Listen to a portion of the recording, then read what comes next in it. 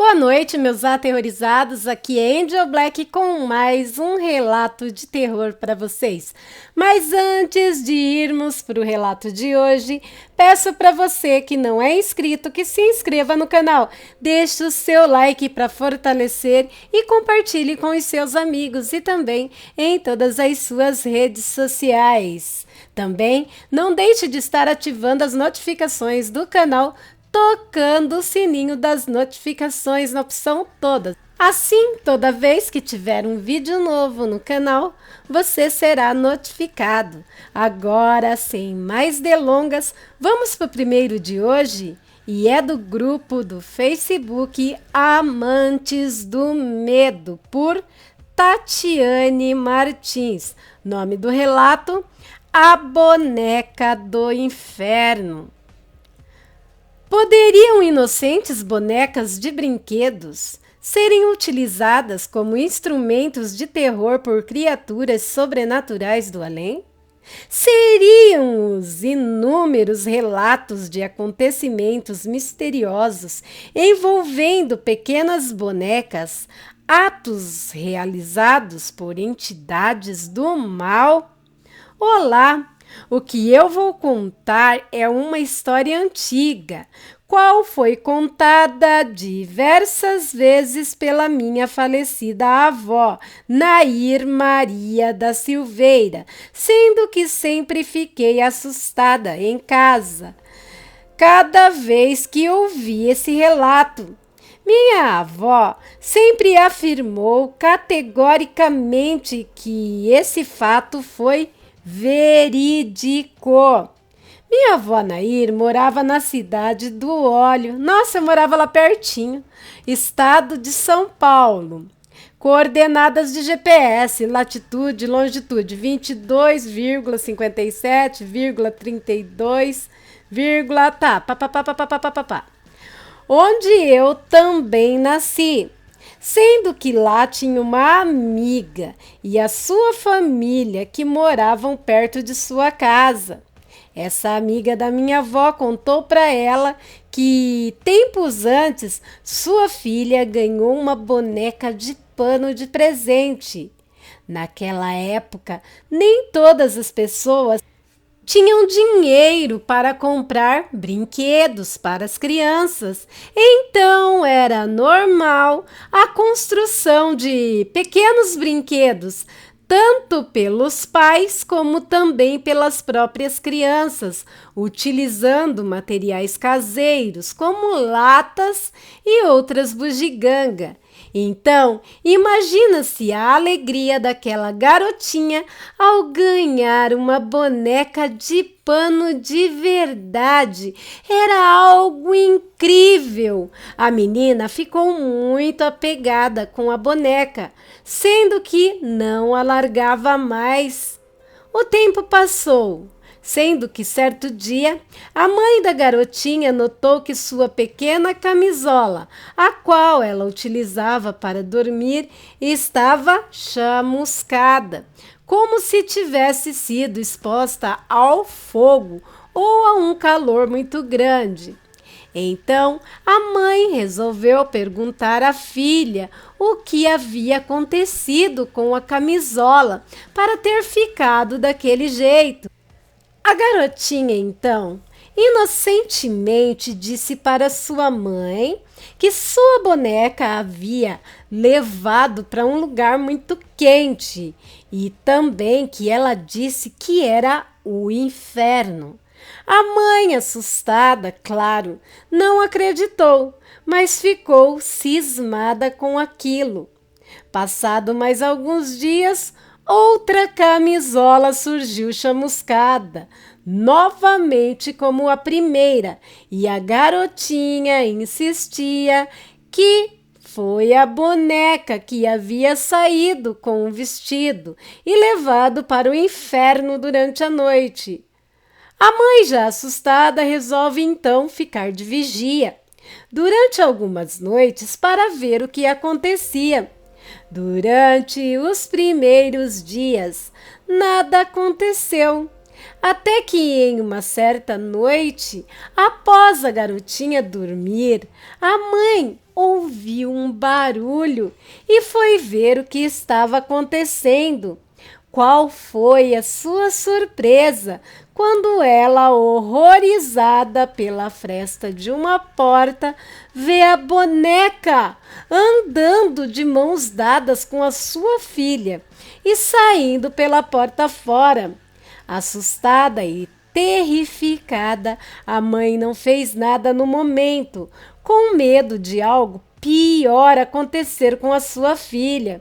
Já com o amanhecer do dia e estando com sua filha de volta na sua casa, a mãe pega a boneca e rasga totalmente e coloca fogo no que restou de seus destroços, pondo fim naquele incrível pesadelo, sendo que nunca mais esqueceria aquela horrível experiência.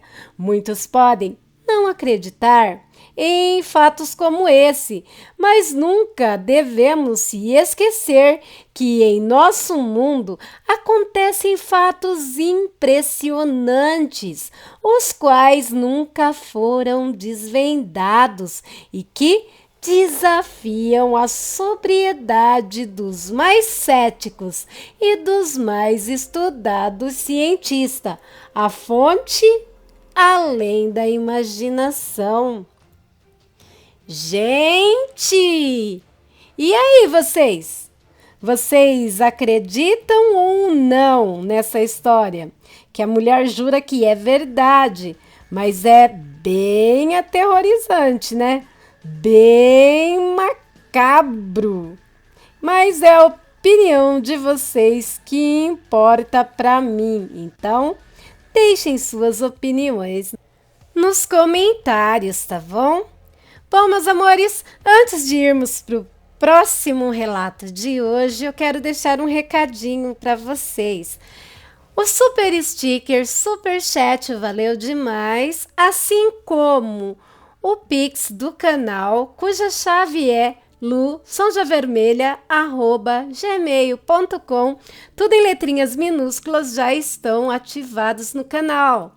Se você quiser e puder ser um patrocinador do canal ou um colaborador, você pode estar ajudando o canal Angel Black se manter com qualquer quantia a partir de R$1. Desde já eu deixo aqui a minha infinita gratidão e que Deus devolva para vocês vezes 1000, vezes 1.000.000, tudo que vocês fizerem pelo canal. Sei que muitos não gostam desse tipo de recadinho, mas é essencial para ajudar a manter o canal. E agora, né, sem mais protelação, vamos para o próximo relato, que vem do grupo Casos de Assombração do Facebook, por Rosivaldo Santos. Nome do relato: Lisa. Lisa estava onde mais gostava de ficar, especialmente naqueles quentes dias de verão, observando a rua pela grade da janela da sala. Rua essa que, pela maior parte daquela manhã de sábado, permanecera pacata e vazia. A calmaria foi quebrada pelo surgimento repentino da vizinha e Mimi, sua cocker de estimação. A vizinha era uma senhora corpulenta e vinha andando numa cadência lenta e arrastada. Mimi andava meio metro à frente de sua dona. Tinha certa graça no andar. Quando Mimi a viu, estacou, arrancando um palavrão da dona, que quase a chutara por acidente, e latiu. Lisa latiu de volta. Odiava aquela cadela. Célia, a vizinha, fora andando e deixara Mimi, que não estava de coleira para trás, ainda latindo. E Lisa ainda latia de volta, com a cara colada no vidro, cada vez mais embaçado por sua respiração e balançando o rabinho como se não houvesse amanhã. Só parou quando a voz rouca e grave de Rubens percorreu os corredores. Lisa, cala a boca! Lisa parou de latir por um instante e olhou para trás. Ela, claro, não compreendia o que Rubens tinha dito, mas entendia o que ele queria dizer. Ainda assim, a ideia de deixar Mimi levar a melhor não lhe agradava. Latiu por mais algumas vezes. Lisa! Caramba! Gritou Rubens e depois tossiu. Lisa parou de latir, virou-se após uma última olhada em Mimi e saiu de perto da janela. Andou pelo corredor até chegar à porta do quarto de Rubens. A porta, entreaberta, ofereceu pouca resistência quando empurrada por seu focinho. Rubens estava sentado na cama, ainda de pijama. Tinha um copo d'água numa das mãos e 2 cápsulas de remédio para o coração e um comprimido para hipertensão na outra, pôs os 3 comprimidos na boca de uma vez e bebeu a água. Quando terminou, passou as costas das mãos sobre a boca e fez uma careta e olhou para Lisa. Por que barulheira?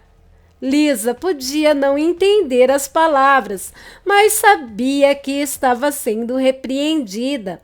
Baixou a cabeça. Rubens a chamou para perto de si. Lisa subiu na cama com as patas dianteiras e recebeu carinhos do dono. Rubens olhou para o relógio, levantou e começou a trocar de roupa. Lisa foi até a porta e se deitou. Aquele dia transcorreu sem pressa, também sem surpresas. Os filhos de Rubens fizeram-lhe uma visita. O mais velho, Roberto, o do meio, André, e o mais novo, Jorge. André não gostava dela. O sentimento era mútuo. Lisa estava deitada no corredor. O sol havia desaparecido no horizonte e as trevas já haviam reivindicado a terra. Lisa estava inquieta, sentia algo no ar, não sabia muito bem o que. Em dias como aquele, a noite parecia mais densa, mais escura. Era do tipo de noite que Lisa não gostava.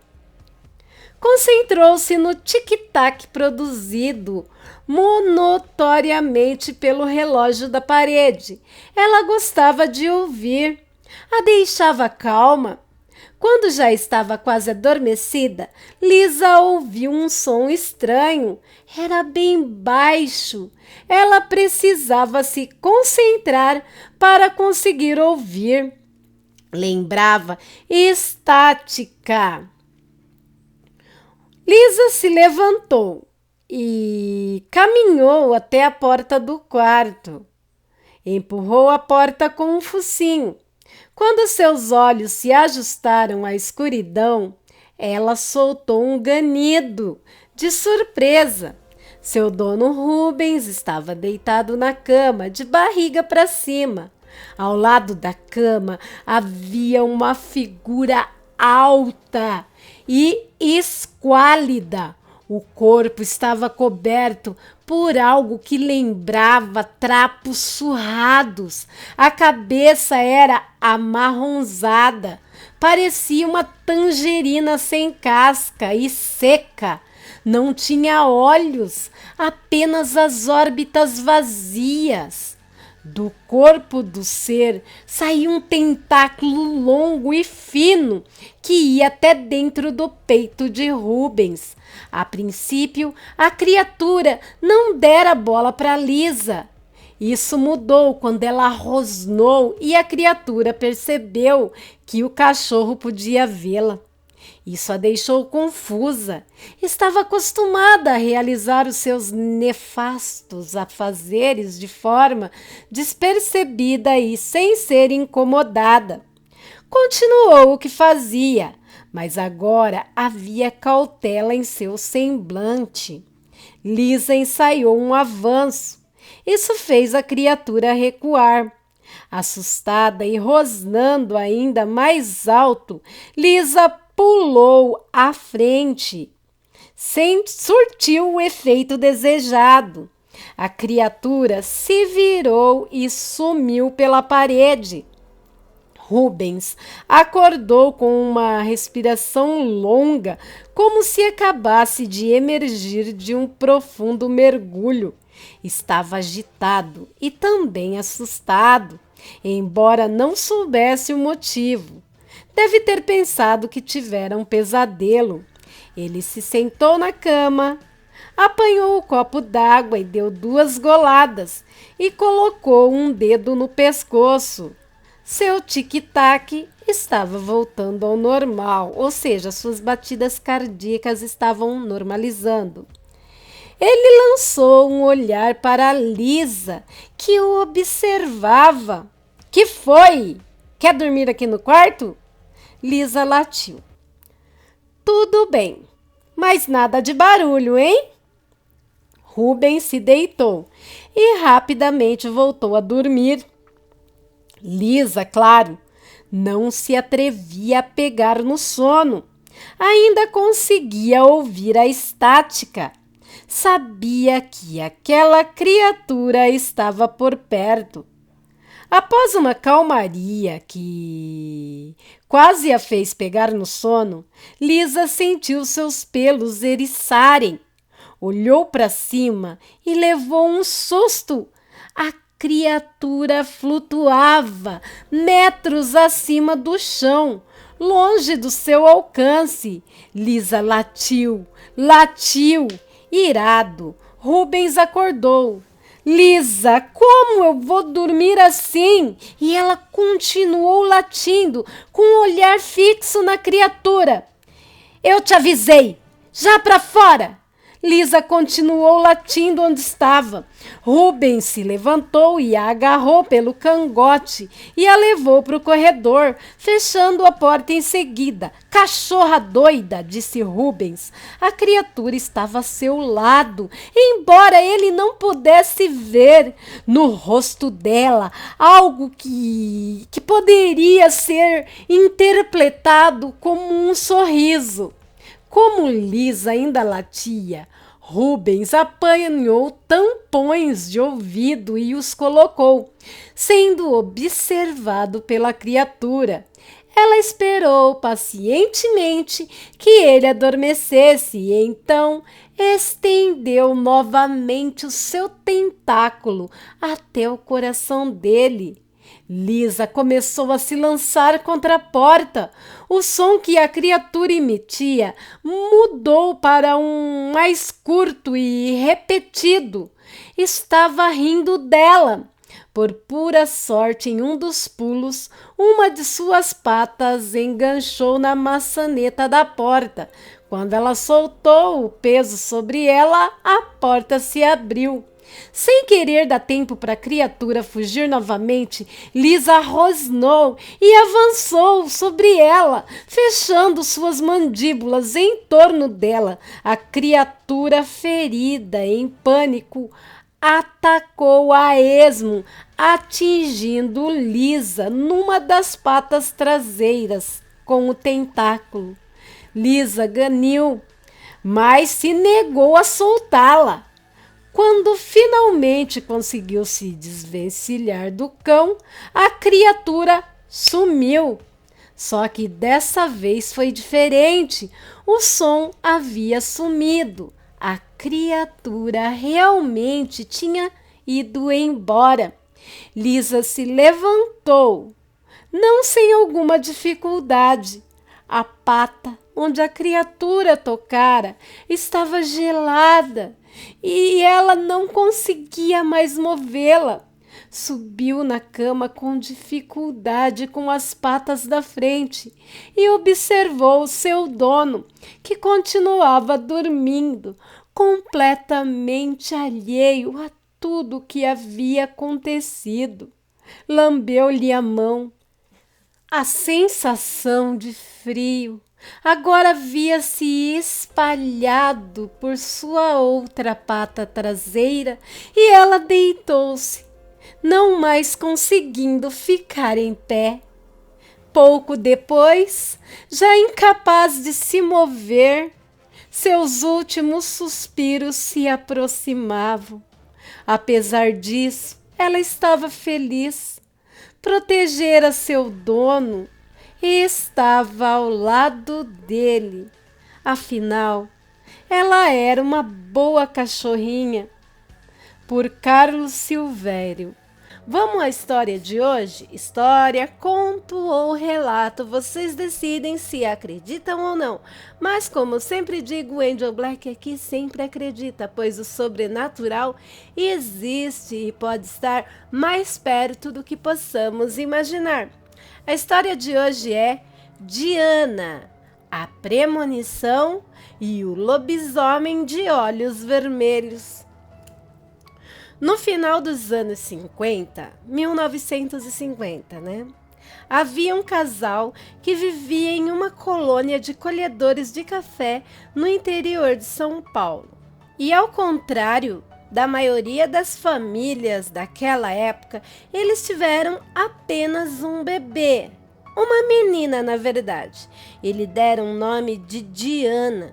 Nos anos seguintes, eles até tentaram ter mais filhos, mas por mais que tentassem, não conseguiam.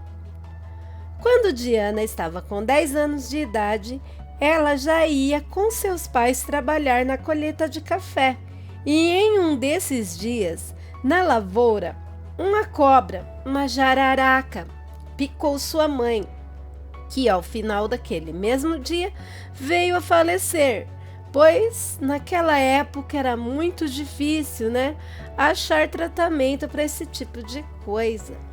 O pai de Diana, então, se entregou ao vício do álcool, se tornou um homem bêbado e amargurado. Essas circunstâncias, então, forçou a pobre garota a amadurecer mais cedo, pois não teve escolha. Quando Diana estava com 15 anos, em época de colheita de café, o dono da fazenda, o senhor Daniel, e seu filho Arthur estavam andando pelos cafezais e viram Diana trabalhando duro para cumprir sua tarefa do dia. Seu Daniel continuou andando, mas Arthur ficou ali parado, perplexo, olhando para ela, que apesar de franzininha e estar coberta de poeira, pois estava abanando o café colhido no chão, ele conseguiu ver que ela era muito bonita. Mas logo seu pai o chamou e ele o seguiu. Diana, trabalhando estava e trabalhando ficou, e nem viu os dois passarem por ali. Naquele mesmo dia, quando anoiteceu, como sempre fazia, o pai de Diana malemar comeu e nem banho tomou. Foi pro armazém do véi Chico para encher a cara de cachaça. E como ela já sabia, não estava acostumada, ele não chegaria antes da meia-noite. Então, ela resolveu ir dormir, pois teria que levantar muito cedo no dia seguinte. Eram quase 5 horas da manhã. Diana acordou com barulhos de trovões. Logo, ela se levantou e viu que seu pai ainda não tinha chegado em casa.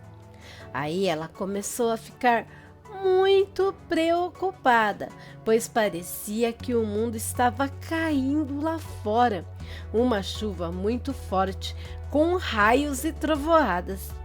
Diana acendeu o fogão a lenha e fez um café bem forte.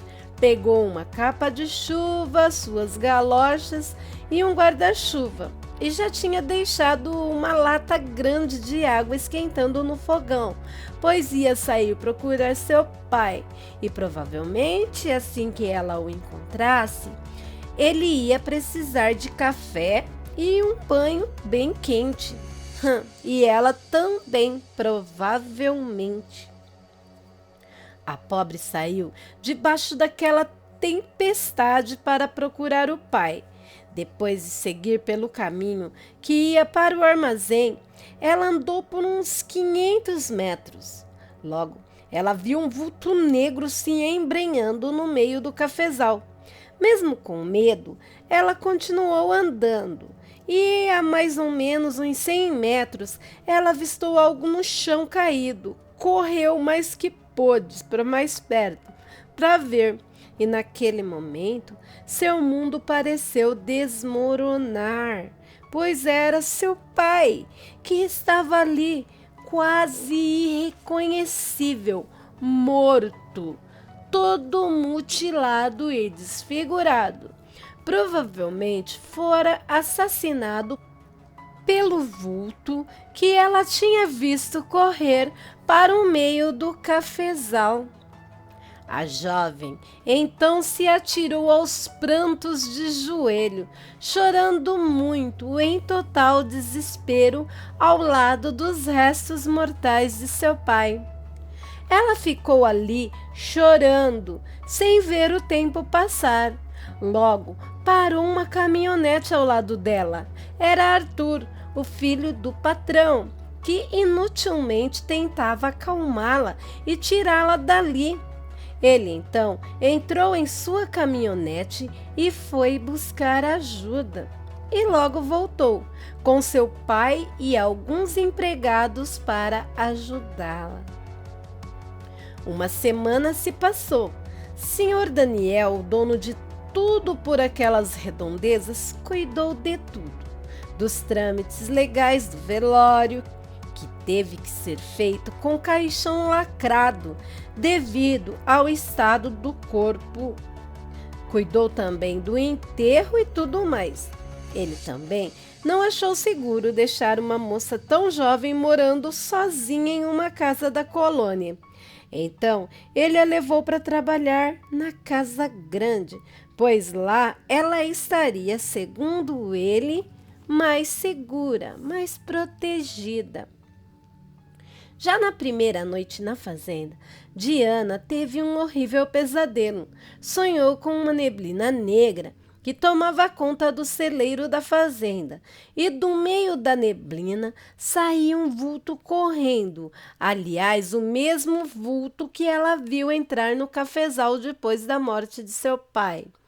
Ela acordou aos gritos e chorando sem parar, sendo amparada por Arthur, que disse que ela estava muito abalada com a morte do pai, mas com o tempo isso iria passar.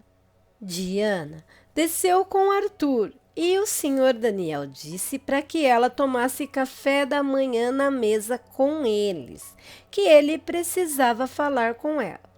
Depois do café da manhã, o patrão, que era viúvo, disse a ela que tinha uma filha, que estava quase nos dias de ganhar neném.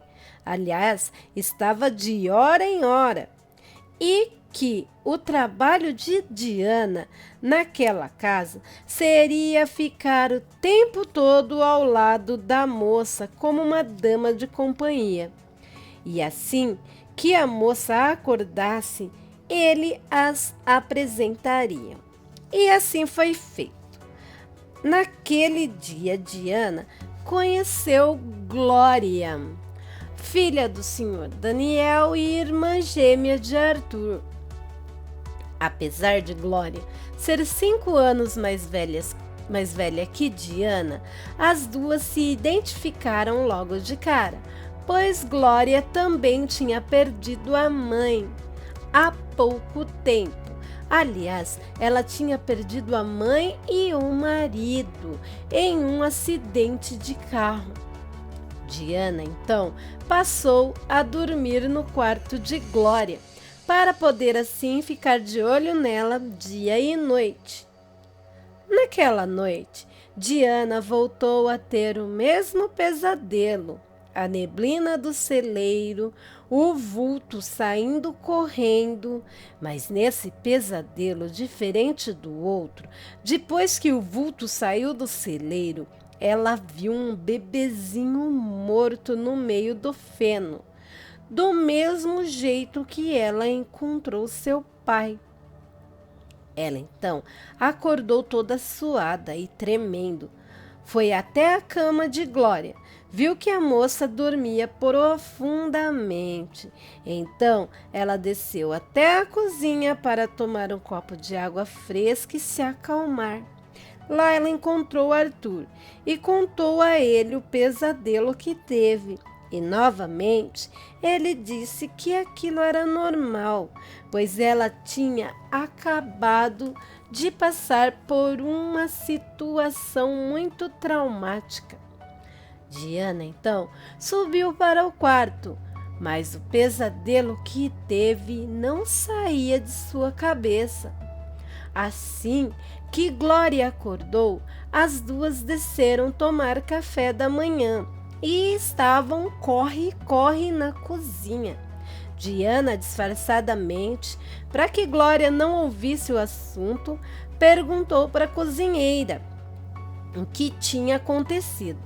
A cozinheira disse que não sabia muito bem ao certo, mas parecia que um bicho tinha atacado a colônia dos colhedores de café aquela noite, pois os trabalhadores alegavam que tinham ouvido uivos e rosnados e algo bem pesado correndo pela colônia. Os cachorros de lá ficaram enlouquecidos e até atacaram o bicho, mas esse bicho estraçalhou uns 3 ou 4 cachorros e pior, um bebê de 2 aninhos de idade desapareceu de uma das casas e estão todos achando que a criança tenha sido levado pela fera. O patrão, então, estava fazendo grupos de 4 a 6 homens para sair em busca, ver se achava o menino. Mas não demorou muito, aliás, não demorou quase nada e acharam restos da pobre criança dentro do celeiro, igualzinho o pesadelo de Diana. Diana, então, entrou em desespero, começou a chorar, dizendo que o pesadelo que teve, na verdade, foi uma premonição e que, talvez, se ela tivesse corrido para o celeiro quando acordou, talvez o bebê ainda estivesse vivo. Arthur, como sempre fazia, correu até ela e disse: "E quem iria acreditar em você, Di? E se você fosse sozinha? Você também estaria morta agora. Calma." Diana abraçou Arthur e pouco a pouco se acalmou. Naquele dia, ela não comeu nada no almoço e o mesmo aconteceu no café da tarde. Glória estava preocupada com ela, então a convenceu a tomar pelo menos um chazinho, mesmo que fosse para lhe fazer companhia umas 5 horas da tarde. Assim que tomou o chá, Diana apagou e de novo teve um pesadelo. Dessa vez, ela via a caminhonete de seu Daniel com um pneu rasgado parado no meio da estrada e uma neblina densa, o vulto no meio da neblina e gritos desesperados de Glória. Ela corre em direção à neblina e vê seu Daniel esquartejado no chão. E na beira de um rio, Glória, encurralada por um enorme cão negro que estava em pé como um ser humano, querendo arrancar-lhe o bebê da barriga. E assim que Diana se aproximava, o bicho se virava para ela e a olhava nos olhos. O bicho parecia uma besta vinda do próprio inferno e a encarava com olhos vermelhos como sangue.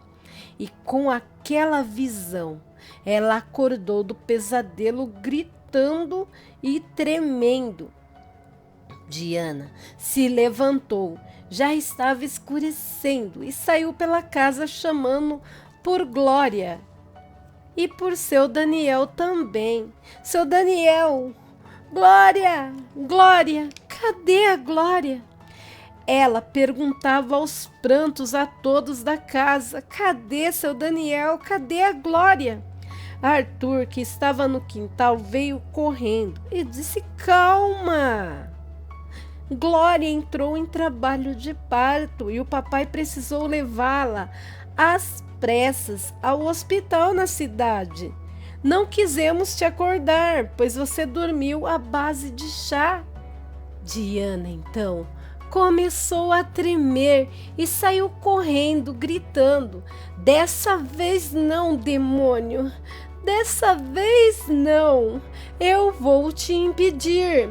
Arthur pegou seu 38 e, para garantir, colocou mais balas em seu bolso, pois já estava acreditando nas premonições de Diana. Como o pai tinha ido com a caminhonete, ele então pegou o Fusca, que era o xodó do seu pai, mas o momento não dava para pensar muito. E junto com a moça pegaram a estrada rumo à cidade.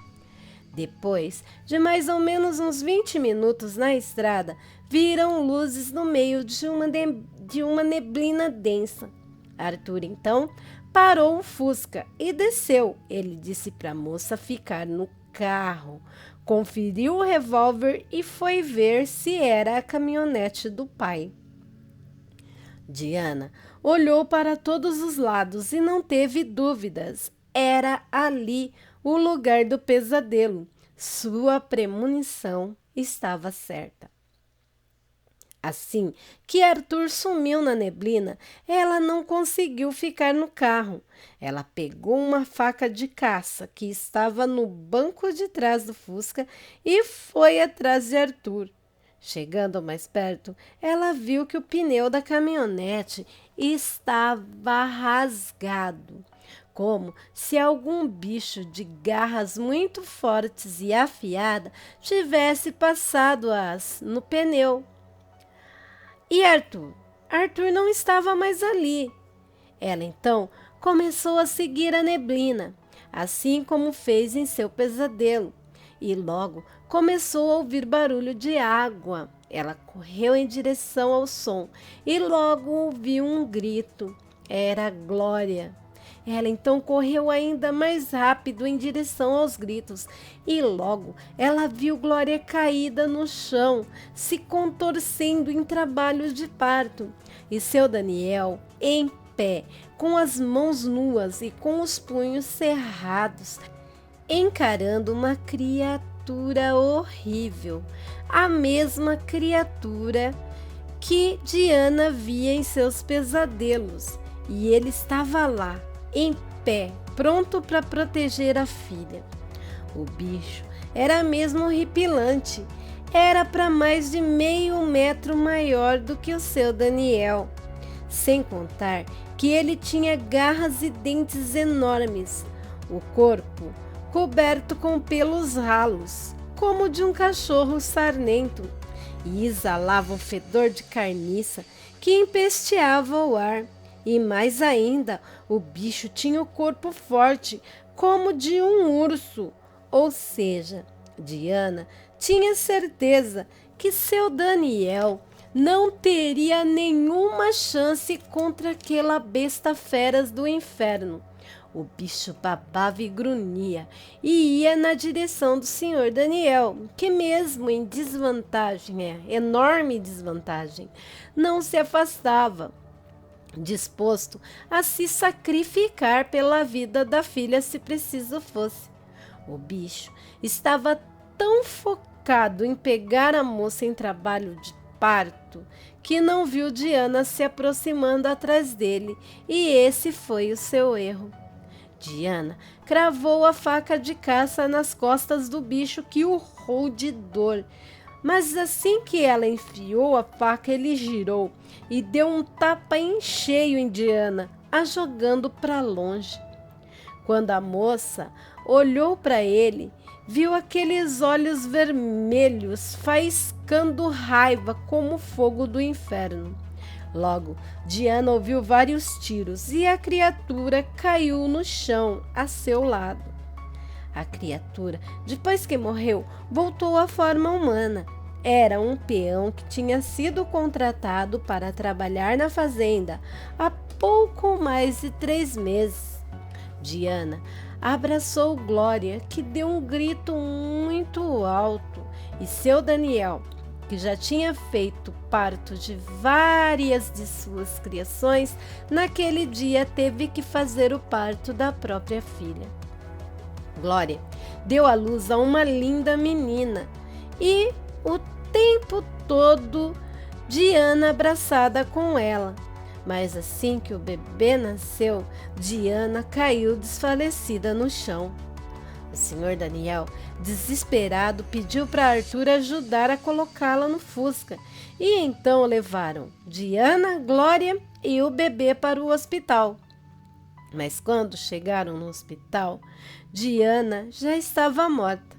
Os médicos falaram que, devido à forte pancada que ela levou, quebrou-se uma costela que perfurou órgãos e ela teve uma hemorragia interna que a levou a óbito. Glória e Arthur e o senhor Daniel também choravam muito e, em comum acordo, resolveram batizar o bebê de Glória com o nome de Diana, para homenageá-la. A pequena Diana cresceu e até os dias de hoje, sempre que vem Diana na casa, lembram com muito amor e carinho da outra Diana, aquela que com suas premonições deu a própria vida para que a pequena Diana pudesse ver a luz do dia. Meus aterrorizados, que relato! Mas o final foi tão triste, né? Coitadinha da Diana. Deixem nos comentários o que vocês acharam da história de hoje. O primeiro relato de hoje é A Loba Rose e a Sessão de Descarrego. Olá, Matilha! É com imenso prazer que escrevo aqui mais um dos meus relatos de experiência. Para quem não me conhece ainda, sou a Rose, uma licantropa de 44 anos que mora na Bahia. Esse relato é parte de uma série de experiências relevantes que vivenciei ao longo da minha vida, licantropa e humana. E antes que alguém venha aqui dizer que não é matilha, é alcateia, eu sei, pois sou uma lupina. Mas eu gosto do termo matilha. Quem me conhece um pouco já deve ter notado que sou meio desaforada, além de ser muito debochada, mesmo na minha forma lupina. E isso, custou uma surra de cabos de guarda-chuvas. Mas vou contar do início. Uma certa tarde de sexta-feira, minha folga, eu estava na manicure, que é uma moça da igreja protestante universal. Nessa noite, iam inaugurar uma igreja na zona rural, com um pastor chamado Adailton, que fazia revelações e era de fora da cidade. Seguida de uma sessão de descarrego e um chá servido de lanche. Isso tudo cerca de 8 quilômetros de estrada de chão, fora da cidade, num local mais ou menos conhecido para mim. Uma grandíssima colega de trabalho que ensinava na ocasião numa escola rural daquela área e que estava comigo no tal salão de beleza, logo se animou para ir e insistiu para que fôssemos juntas. Eu dizia que não precisava ir, pois não tinha nada para descarregar. Ela riu e me desafiou, dizendo que eu estava com medo que minha pombagira descesse lá. Eu ri, disse que não. Aí, as duas, tanto a minha amiga quanto a manicure, insistiam tanto que aceitei. Aceitei de má vontade, mas aceitei. Venho aqui dizer que tenho respeito por todas as religiões, mas eu sou do candomblé, religião muito discriminada e mal interpretada. Tenho certeza que, se fosse eu a fazer o convite para elas irem para o terreiro, elas não iriam. Mas ok, em consideração a Margarida, minha colega, eu disse que sim, com a condição que iríamos no meu carro, pois gosto de ter minha independência. Combinamos de sair umas 18h30 para encontrarmos um local para sentar. Chegamos lá e começou o culto.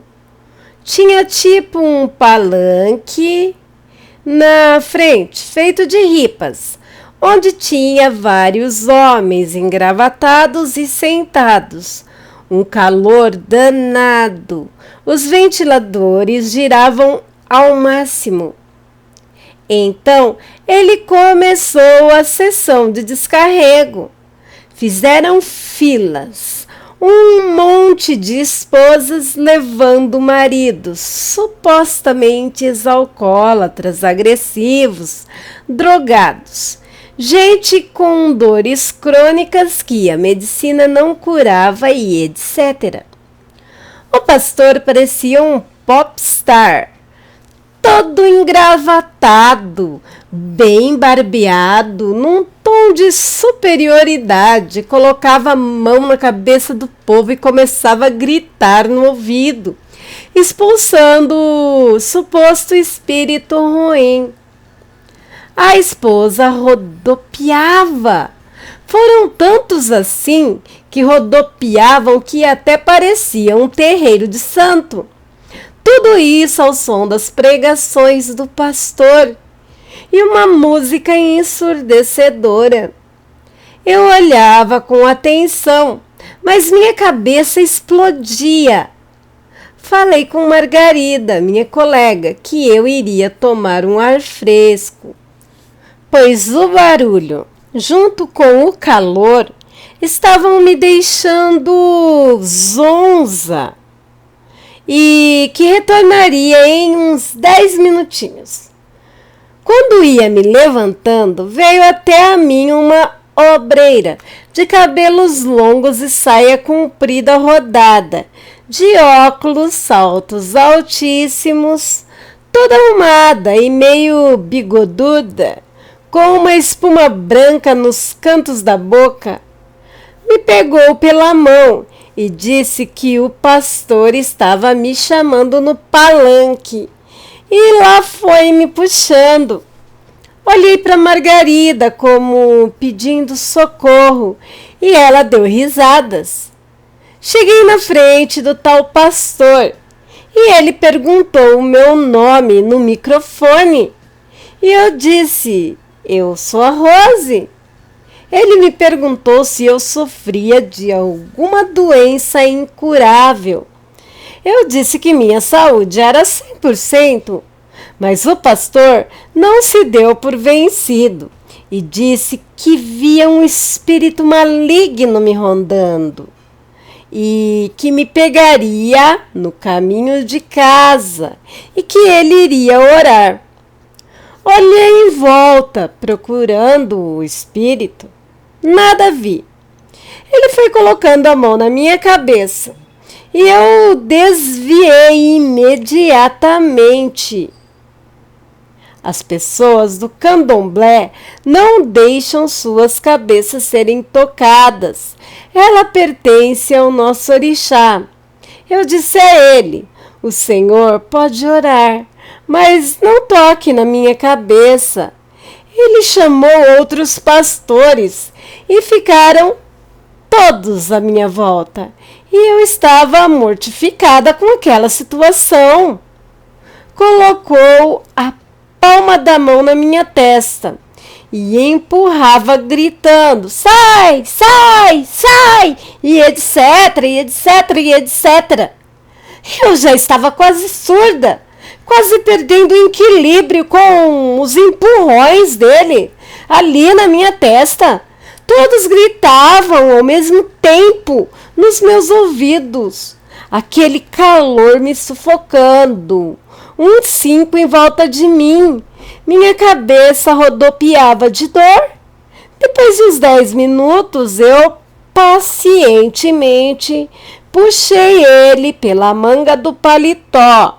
E ele falou assim: fala, demônio, se manifeste. E o sangue me subiu à cabeça de raiva.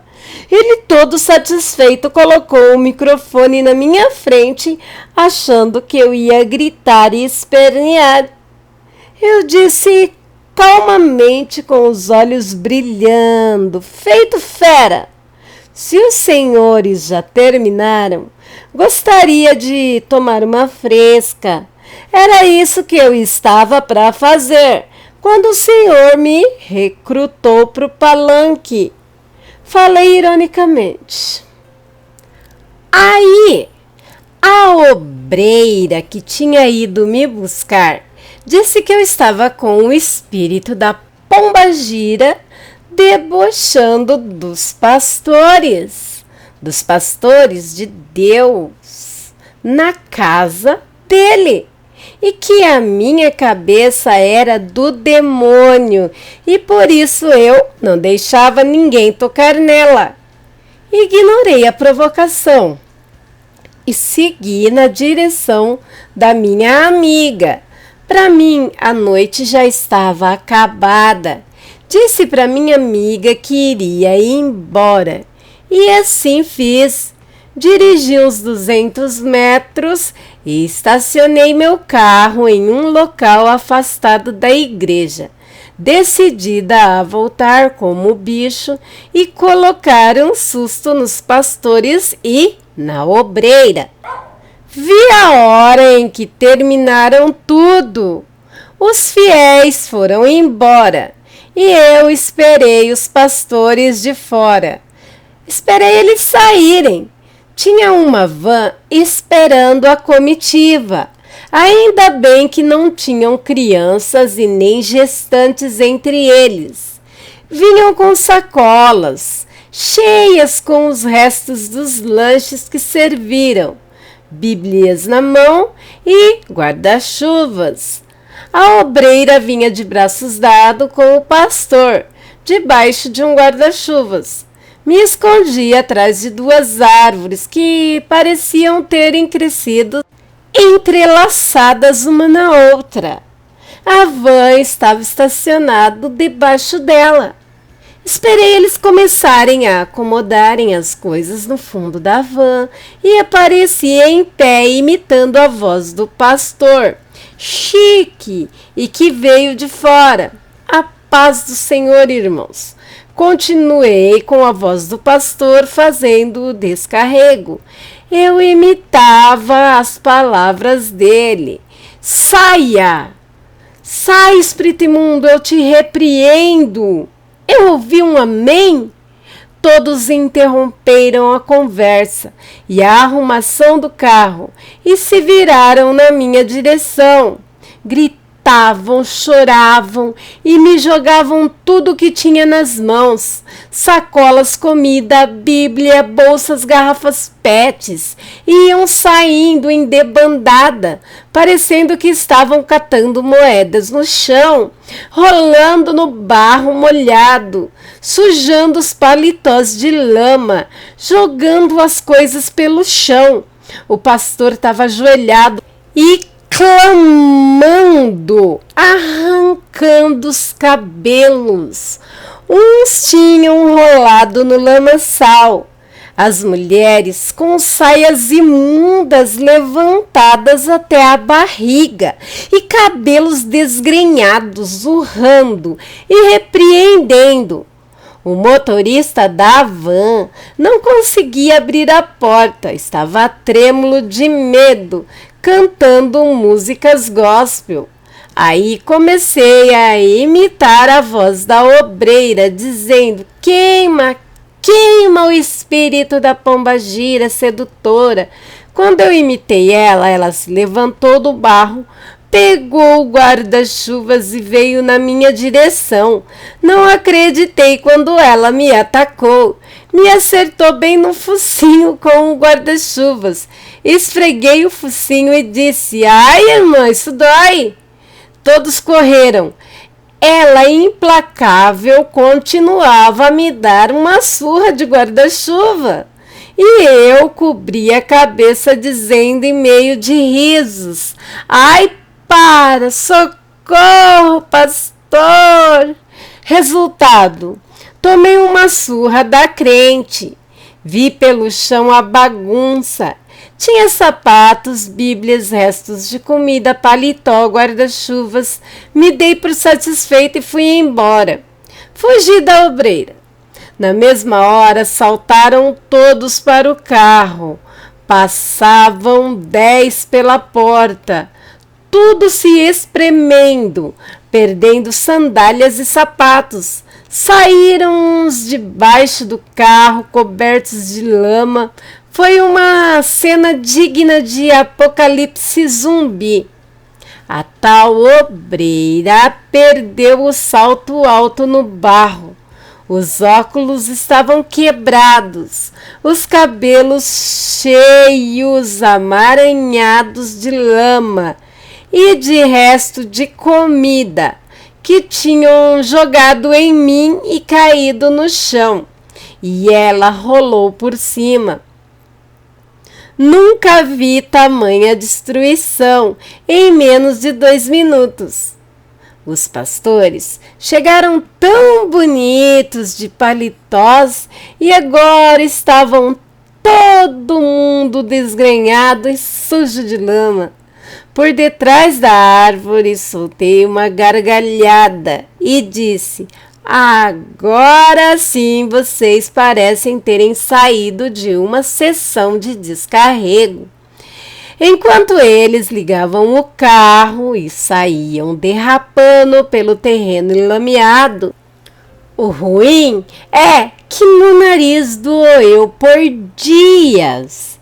Depois disso, a obreira dava testemunho em várias igrejas, dizendo que Deus lhe tinha dado a força de Sansão, que ela bateu e fez o demônio se ajoelhar pedindo por misericórdia. E eu vos digo, só não devorei eles todos, porque só como carne de primeira. Não mexa com o que não conhece. Não tenho maldição, não sou um monstro, nem todos os bichos são monstros. Acredito que existam bem mais humanos monstros do que lobisomens. Independente da sua forma, a monstruosidade é uma questão de índole. Deixo aqui meu profundo respeito a todas as fés, mas certos atos que humilham pessoas em nome do Senhor não merecem o meu respeito. Menos lacração, mais amor, mais respeito e mais caridade. Eu ouvi um amém? Espero que tenham gostado. Minha gratidão a todos. Boa semana e até a próxima. Ótima história, amei essa história da nossa querida licantropa. E agora vamos para mais um relatinho da nossa querida Loba Rose. Vou confessar que eu ouvi esse relato em outro canal. Quando eu ouvi, eu ri tanto e nem imaginava que ia conhecer a nossa querida Loba Rose e se tornar amiga dela. E eu vou contar esse relato aqui. Olha, garanto que vocês vão rir também. Desculpa, Rose, eu sei que você sofreu, mas não deixa de ser engraçado. Eu só de pensar já dá vontade de rir. A bicha lambe os homens das matas. Para quem acha que nas matas só existem bichos e lobisomens, vocês estão muito enganados. Olá, Alcateia! Expresso a minha humilde gratidão aqui por terem vocês como seguidores do canal e também das minhas histórias. Falarei aqui nesse relato dos encontros inusitados que tive com uma criatura que por meses me atormentou nas matas, perturbando o meu descanso, invadindo o meu território.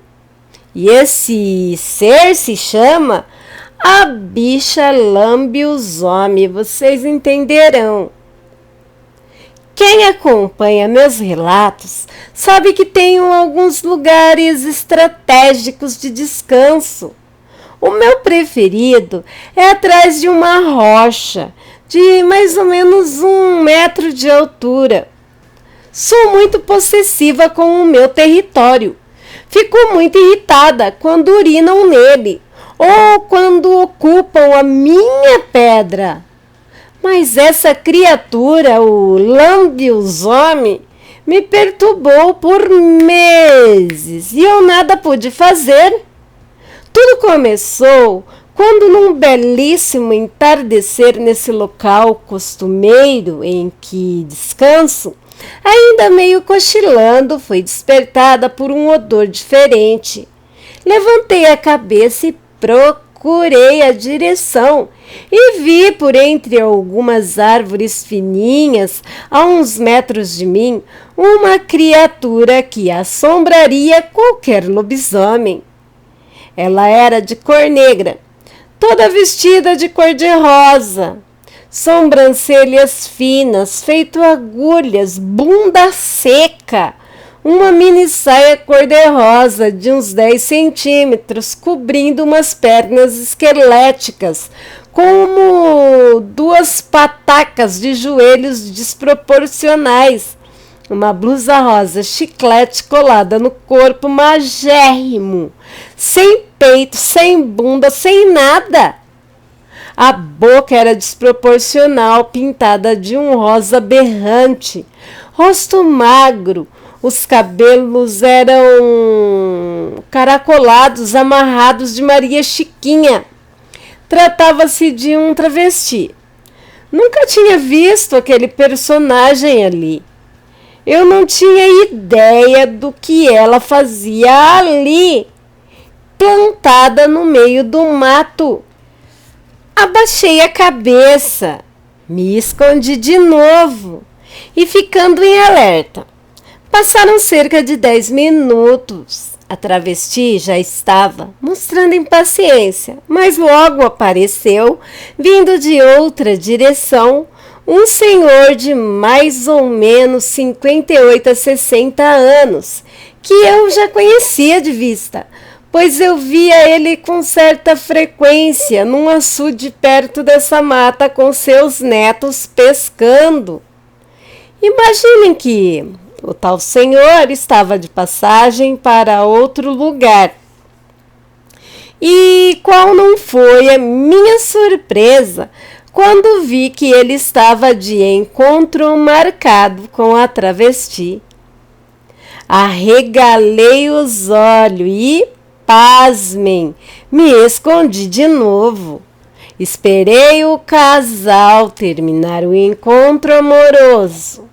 Ouvi cada movimento e barulho emitido pelos dois. Quando finalmente terminaram, o velho safado urinou no meu território. Além de terem tirado a minha paz, foram urinar no meu território. Eu fiquei possessa, mas relevei. Recentemente eu tinha tomado uma bronca por ter infernizado uma comitiva de crentes. Eu estava um doce. Encontros amorosos aconteciam ali. Não era algo novo para mim, mas a novidade ali era outra. Eu voltei a dormir. Fiz a minha ronda noturna e voltei para casa rindo do ocorrido e levando no bom humor, apesar de ter havido uma invasão no meu território e ele foi marcado. Mas o meu pesadelo com essa lambiosome só tinha começado. Aquele foi só o primeiro encontro de meses de tormento. Foram inúmeros encontros com os mais variados tipos. Eu, por cautela, escolhi uma rocha mais distante desse ponto de encontro. Mas, uma certa vez, essa criatura chegou com um perfume doce em pleno verão, com um vestido justo floral e se sentou na minha antiga pedra. Eu, do meu novo ponto de descanso, vi aquilo e senti meu sangue ferver. Minha atenção foi desviada quando senti vibrações de pisadas e odores novos se aproximando. Ela ainda não tinha notado. Era um grupo de pessoas, de 3 meninos adolescentes, entre 14 e 17 anos de idade. Eu pensei comigo, ótimo, agora essa safada vai embora daqui. Mas infelizmente não foi isso que aconteceu. Eu não acreditei nos meus olhos quando vi aquilo. Eu quase fui socorrer ela dessa vez. Os meninos pegaram ela ali mesmo, na minha pedra. Teve puxão de cabelo, tapa na cara, gritos. E quando ela escancarou a boca, vi que lhe faltava um dente na frente.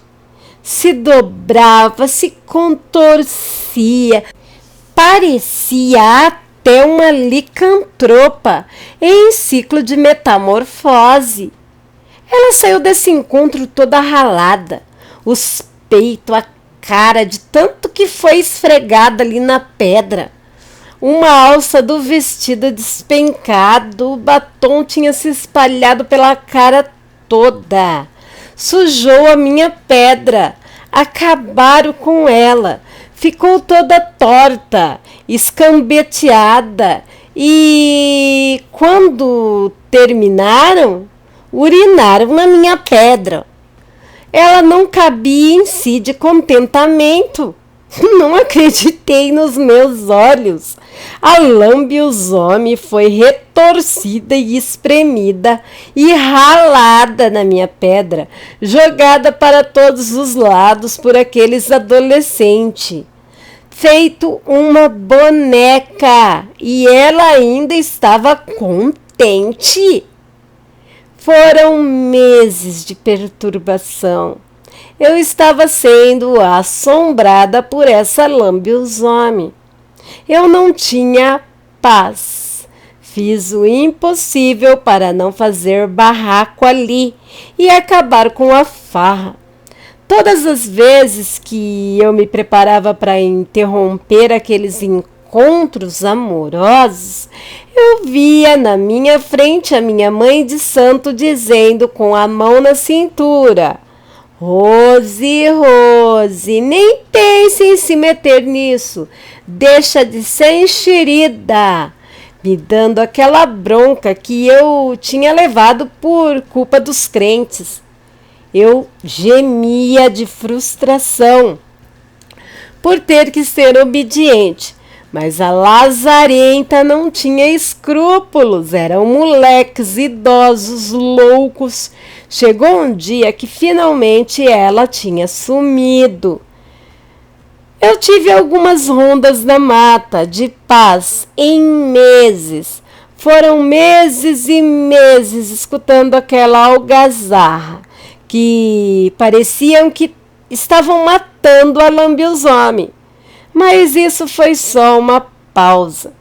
Quando eu já estava tranquila e orgulhosa de mim mesma por ter passado por esse tormento, sem falar nenhum palavrão, sem infernizar essa assombração, já achando, que eu ia ser canonizada, eis que a miserável volta. Eu estava dormindo tranquila e serenamente, sonhando, quando o perfume doce dela me bateu em cheio nas narinas. Despertei, já pensando que diacho estava acontecendo ali. Aí vi de longe ela, mais feia e mais esquelética que nunca, com uma peruca vermelha a fogo, de nylon, de boneca, com 2 lacinhos, um short colado, curtíssimo, de bolinhas, desenhando aquela bunda ossuda e um top. Eu voltei para de trás da minha pedra, e me sentei suspirando desanimada. Eu poderia me afastar discretamente, mas devo confessar que, apesar das raivas que passei com urina de macho e gritaria no meu território, eu me divertia com a situação e com a curiosidade, feminina. E eu não fujo à regra. Fiquei espionando, mas esse encontro amoroso da lambisgoia, lambiosome, sei lá, esperando que fosse pelo menos, um boy bonitão, porque a pobre, infelizmente, não tinha bom gosto para homem, não, era cada bagulho. Mas nada no mundo me preparou para ver o que vinha ao encontro dela. Eu farejei um homem de longe, um cheiro forte de suor com cana, cachaça misturado com cebola, fumo de corda, sujeira velha. Eu contei até 10 para ter coragem de olhar para a cara do homem. Um homem imundo, com uma calça jeans larga, amarelada de sujeira, com 2 buracos enormes nos joelhos secos, com uma crosta de sujeira preta, uma camisa feia, nojenta, velha, suja, faltando um botão, 2 rodas de suor enorme manchando a camisa bem debaixo dos braços, no sovaco, um chapéu de palha todo aberto, ferrado pelo tempo, um facão enorme pendurado na cintura, uma bota de borracha escura, com o dedão do pé aparecendo, com uma unha enorme, preta de sujeira embaixo, a boca murcha, com 2 cacos de dente preto, marrom, assim bem na frente, que não servia nem para abrir garrafa, uma barba rala, toda falhada, os cabelos encebados, com aquele brilho fosco de gordura, com sujeira. O cara tinha aquela cara brilhando de suor e cuspia uma gosma pelo chão. Eu, com as costas grudadas no paredão de pedra, atrás da minha rocha e espionando por uma fresta, cuspi enojada. E olhei para os céus e falei: valha, meu orixá, me dê autocontrole, porque eu não vou aguentar isso aqui, não. O homem fedia tanto e misturava com o perfume forte, doce e enjoativo da lambiosome um calor danado. Eu já tinha visto ela com um doido, com um velho, com um gangue de meninos, mas aquilo ali era demais. Aí fiquei naquele dilema de morder a língua e ficar calada e ser obediente ou ir desfazer aquela cena grotesca que eu estava ali vendo acontecer. Mas eu não aguentei, dei adeus à minha canonização, pedi perdão mentalmente à minha mãe de santo e gritei pelas frestas do paredão de pedra sem me mostrar a eles, é claro. Que bordel é esse aqui na minha mata? Aqui não é lugar para essa safadeza, não? Fiz isso achando, que assim eu ia minimizar a minha culpa perante a minha mãe de santo. Então só falei em vez de ir lá e fazer barraco, como eu era acostumada. Continuei espionando por entre as pedras e a reação da safada foi escancarar aquela boca de jacaré desdentada e cobrir aquilo que ela chamava de seios, enquanto olhava para os lados procurando o intruso. Ele se levantou, arisco, sem a camisa, com as calças arreadas e o facão ainda preso no cós da calça, se abaixando para levantar as calças e pegar o facão. Eu estava segura pela altura nas minhas pedras. Escalar até um ponto que eu pudesse ser vista não seria fácil. Coloquei uma pata na boca, tentando sufocar uma gargalhada. Agora sim eu me sentia como a velha Rose. Ele remexia desconfiado algumas moitas com a ponta do facão, enquanto a bicha devoradora de homens tentava se recompor. A peruca meio torta e uma tanga fio dental que mais mostrava que escondia. Não aguentei e gargalhei com vontade. Alto mesmo, que fez eco nos paredões de pedra, mas a gargalhada saiu muito rouca. O jagunço e a moça acabaram se assustando. Ele voltou rapidamente para onde estava a companheira, pegou seu chapéu e saiu cortando o mato no peito, deixando a amante sozinha, histérica e seminua. Desviei as vistas daquela visão tenebrosa para evitar pesadelos e contive as risadas, enquanto ela procurava freneticamente suas roupas e saía correndo seminua pela mata, com a peruca torta. Nunca vi um diabo tão feio e esquisito em toda a minha vida. Aquilo saltitava com as canelas secas e bunda ossuda, parecendo um canis baleado. Depois, a assombração sou eu, Depois disso, finalmente tive a paz. A assombração sumiu daquelas matas e nunca mais vi aquela devoradora de homens. Passaram-se cerca de 2 semanas do ocorrido. Tudo estava em absoluta paz quando cheguei tarde da noite no meu local de descanso e encontrei um presentinho depositado na pedreira. Farejei o local em volta e nada encontrei. Provavelmente era alguma coisa deixada ali há um tempo. Mas a curiosidade sempre fala mais alto. e eu fui olhar o que tinham depositado sobre a pedra. Era um presentinho bem singelo, um pedaço de fumo de rolo e uma garrafa de aguardente. Será que aquilo era para mim? Ou alguém tinha estado lá e esquecido? Eu não sabia o que pensar, não toquei em nada e segui meu caminho. Passaram-se 1 mês e meio, mais ou menos. E aí encontrei de novo os mesmos objetos, mas dessa vez consegui farejar o odor bem fraco daquele homem fedido que tinha o facão. Fiz uma careta de nojo e tratei de me afastar. Alguns dias depois disso, em uma conversa com meu irmão, comentei sobre esse fumo e aguardente deixados por 2 vezes no meu território.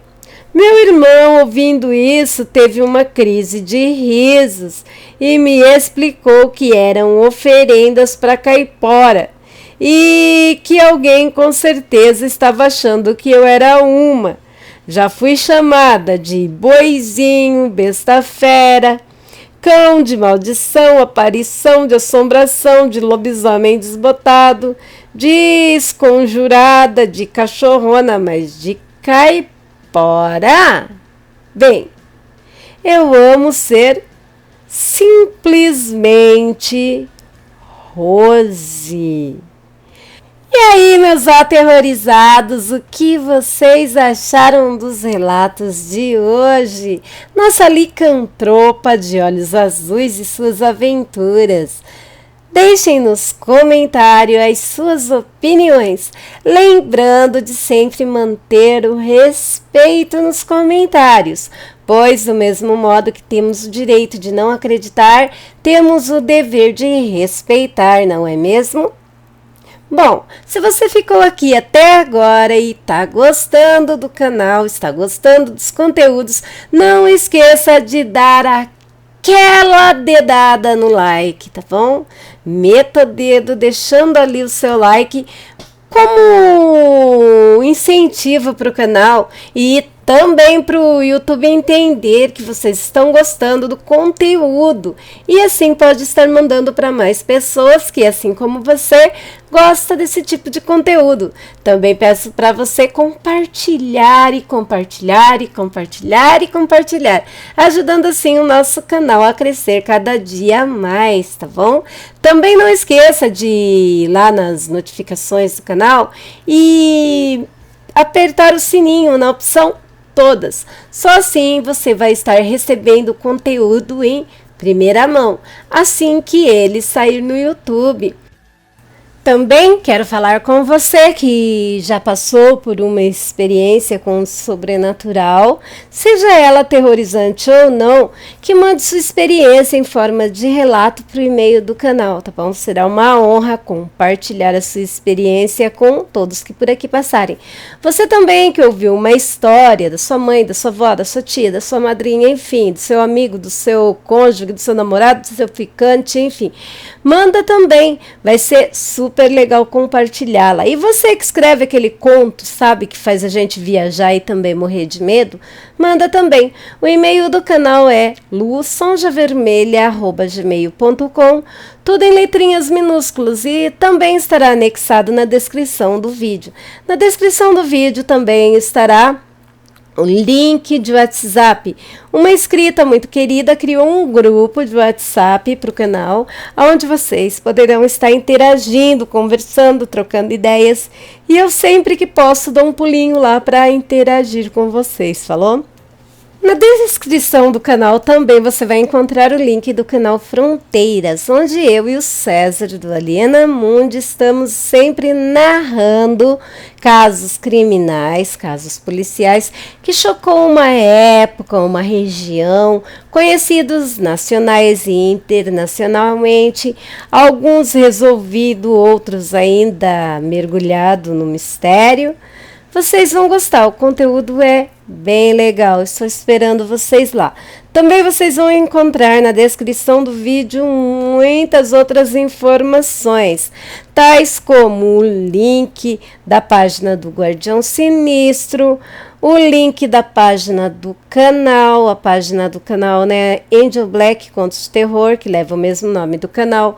Vocês vão encontrar também o link do YouTube, do canal do Guardião Sinistro, entre outras coisas. Também estarão encontrando o link do meu outro canal, um canal espiritual, Viajando no Tempo, no plano físico e astral. Se você estiver precisando de uma palavra amiga, de elevar a espiritualidade, entre outras coisas, conhecer horóscopo, religiões, enfim, porque lá é um canal para elevação de espiritualidade. Não tem religião certa. Lá é apenas um cantinho de paz onde podemos nos encontrar e se elevar, tá bom? Espero vocês lá também. Se vocês gostam desse tipo de conteúdo, serão muito bem-vindos. Agora, eu quero agradecer a todos os canais parceiros que me ajudam aqui nessa batalha dia a dia, essa aventura louca que é o YouTube.